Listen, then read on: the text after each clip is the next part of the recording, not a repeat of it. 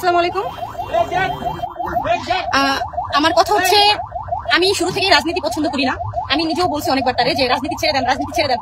রাজনীতি আসলে, রাজনীতিতে যে উপকারের বদলে, মানুষের উপকারের বদলে অপকার বেশি হয়। হ্যাঁ, তাহলে সেই ক্ষেত্রে আলোমতো ঘোষণা হয়েছে সে রাজনীতি ছেড়ে দিছে। রাজনীতি ছেড়ে দিয়ে কি তার ভালোভাবে জীবনযাপন করার কোনো অধিকার নেই? বলেন, এটা কোনো কথা? আজকে তার পুরো শরীরে স্কেল দিয়ে হাত কেটে পার মধ্যে বাইরে এই হাত কেটে, মানে কেমন অবস্থা? এটা কোনো কথা? এটা কি, এটা কেমন দেশে আমরা বাস করতেছি? এটা বলেন, কোনো মানুষের যদি নিরাপত্তা না থাকে, আজকে তারে মহানগর না কোথায় আফতাবনগরের মতো একটা জায়গায় যদি এইভাবে হামলা করে, কোনো জায়গা তারা বাদ রাখে না। দেখেন এই যে হাত কি করছে, দেখেন বাইরে ভেঙে ফেলতে চাইছে। তাহলে কোন দেশে আমরা বসবাস করি? কিভাবে আমরা ঘুমাবো নিশ্চিন্তে? বলেন, কিভাবে আমরা নিশ্চিন্তে ঘুমাই? কি করছে? যে দেখেন এই হাতটা ভেঙে ফেলছে বাইরে, এই যে এই হাতটা ভেঙে ফেলছে, এখানে কেটে ফেলছে, এখানে কেটে ফেলছে, এই যে এদিকে কেটে ফেলছে, এদিকে সব জায়গায় কেটে ফেলছে তার হাত, এদিকে সব হাত কেটে ফেলছে, পান মধ্যে বাইরানো হয়েছে। সে তো রাজনীতি ছেড়ে দিচ্ছে, তাই না?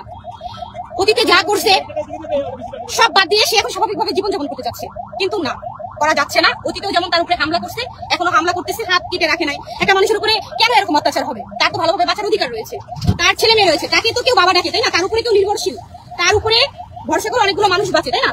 তার সংসার রয়েছে, তাহলে তার উপরে কেন হামলা করা হবে? কেন হামলা করা হবে? আমরা কোন দেশে বসবাস করতেছি? কেন এরকম করা হবে? সে তো রাজনীতি ছেড়ে দিয়েছে। রাজনীতি আমি নিজেও পছন্দ করি না, সেও রাজনীতি ছেড়ে দিয়েছে। তাহলে এইভাবে হামলা করার মানেটা কি? কেন? একটুকু আত্মা কাঁপে না? একটুকু কি খারাপ লাগে না? একটুকু খারাপ লাগে না এইসব মানুষের? দেখেন হাতগুলো কিভাবে ভেঙে ফেলছে, দুইটা হাতই ভেঙে ফেলছে, হাতগুলো কেটে ফেলছে, পার মধ্যে বাইরানো হয়েছে। এগুলো কি, কিভাবে পারে এগুলো? কোন সন্ত্রাসী এগুলা? সবাই দোয়া।